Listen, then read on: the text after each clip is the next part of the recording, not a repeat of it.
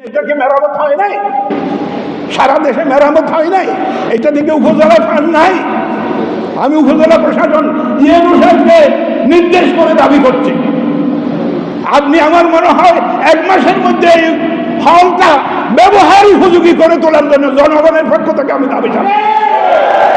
ফান্ডের কোনো অভাব নাই উপজেলায়, আমরা কিছু খবর রাখি, আপনারা হিসাব মতো কাজ করেন,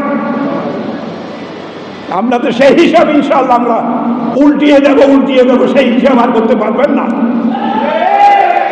তো যাই হোক বন্ধুগণ, আমি মনে করি আমাদের রাঙ্গুনিয়াতে একটা জোয়ার সৃষ্টি হয়েছে।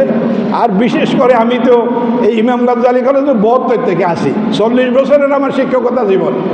রাঙ্গুনিয়ার আশেপাশে ছিলাম সবসময়, আর রাঙ্গুনিয়াতে আমার এখন মান সম্মান যা আছে, আমি কি বলে যে এটা জায়গা দেওয়ার মতো আমি পাচ্ছি না, কোনো স্থান পাচ্ছি না, এত মান সম্মান আলহামদুলিল্লাহ আমার। তো আল্লাহ রাব্বুল আলামিন, আমি মনে করি যে এটা আমার জন্য আরেকটা সম্মান, যে আমার পরিবারের একজন স্নেহাস্পদ প্রিয় একজন ইয়েকে, আমার ছেলেকে, আমার ছেলের মতো একজন আমার ভাগিনাকে আমার পরিবর্তে এখানে ইলেকশন করার মতো একটা যোগ্যতা সম্পন্ন লোক আমরা পেয়েছি। এই জন্য আল্লাহ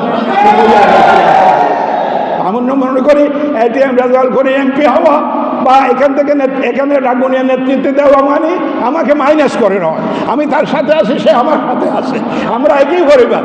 এই জন্য আমরা মনে করি কোনো দ্বিধাদ্বন্দ্ব না করে আমাদের যে একটা পরিবেশ আলহামদুলিল্লাহ রাঙ্গুনিয়াতে সৃষ্টি হয়েছে, সারা বাংলাদেশের কথা আমি বলবো না, সারা বাংলাদেশে তখন ইন্টারন্যাশনালে বিদেশিরা কি বলে যে কূটনীতিক মহল থেকে তখন জামাত ইসলামের আমিরকে প্রধানমন্ত্রী বানাই ফেলছে অলরেডি। তো এই জন্য আমরাও তার সেই সিলসিলায়, সেই সূত্র ধরে আমি তো মনে করি রাঙ্গুনিয়ার জমিন আগামীতে ইনশাআল্লাহ দানের শীষ এবং জামাত ইসলামের নেতৃত্বের প্রতি এখনও তাকিয়ে আছে বলে আমি মনে করি। এই জন্য আপনারা আমরা সবাই মিলে যদি ঐক্যবদ্ধভাবে কাজ করি, তাহলে আমার মনে হয় আমাদের সুফল ইনশাআল্লাহ আমরা খুব দ্রুত পেয়ে যাব। তো সর্বশেষে একটি কথা বলতে চাই, আসলে আমি অসুস্থতার কারণে এতদিন পর হইল আমার কেন্দ্রীয় সংগঠন এটা যে মঞ্জুর করেছে, আমি কেন্দ্রীয় সংগঠনের কাছে শুকরিয়া আদায় করি, ধন্যবাদ জানাই, মুবারকবাদ জানাই এবং মহান আল্লাহর কাছে শুকরিয়া আদায় করি। আমি নির্বাচনের একটা যে ঝামেলা, ধাক্কি মারামারি, উল্টো বসা না, এখানে নির্বাচনে কোনো দাড়ি কমা নাই, নির্বাচনে কোনো গ্রামার নাই। আমি শুরু থেকে বলেছি নির্বাচনে কোনো গ্রামার নাই, দাড়ি কমা নাই, আকার ইকার নাই, কিছুই মানে না। আমি যেখানে গেছি আমার শরীর বন্ধু বান্ধব, আমার অনেকের সাথে আমার নতুন করে পরিচয় হয়েছে এলাকায় গিয়ে, তারা আমাকে যেভাবে সহযোগিতা করেছে, যেভাবে আবেগ এবং আদর দিয়ে আমাকে সেখানে তারা নানা জনের সাথে সংযুক্ত করার সুযোগ করে দিয়েছে, আমি এই মুহূর্তে তাদের কথা কিন্তু আমাদের মাঝে মধ্যে স্মরণ হয়।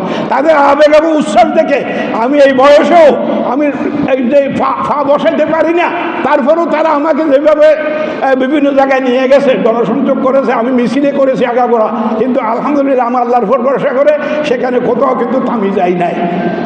এইটা আমি মনে করি আপনাদের সকলেরই, আমি এই জন্য এই মহব্বত, এই ভালোবাসা বুলার মতো নয়, এটা আমি বর্ণনা করে শেষ করতে পারবো না। তো একটা কথা বলতেছে, আসলে এই বয়সে এসে নির্বাচনটা একটা যুদ্ধ, যুদ্ধ আমি কার সাথে করব? ছেলের সাথে কি যুদ্ধ করা যায়? নাতির সাথে যুদ্ধ করা যায়? যারা দাঁড়াচ্ছে এখানে, যারা দাঁড়াবে বা দাঁড়ানোর জন্য পাগল, তারা সবাই কিন্তু তাদের বাপের সাথে রাজনীতি আমি করেছি। এই জন্য আমি মনে করি যে আমার এখন সম্মান আলহামদুলিল্লাহ সংগঠন ফিরিয়ে দিয়েছে।